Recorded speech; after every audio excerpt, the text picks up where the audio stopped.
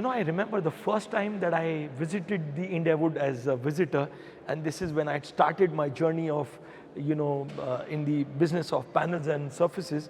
And that time you had basically standard panels and surfaces. The first exhibition was, I remember very clearly, in the Kantivira Stadium on a smaller platform.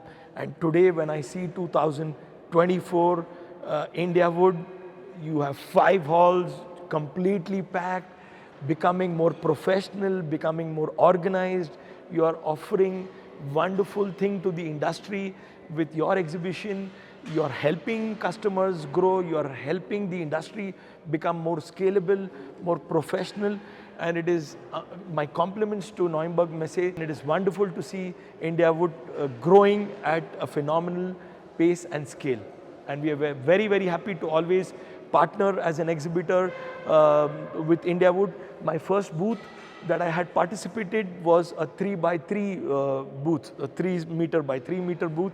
And today I'm so happy and glad at the size of our booth, the location of our booth, and the wonderful footfalls of genuine quality buyers that we get in our booth and in this exhibition.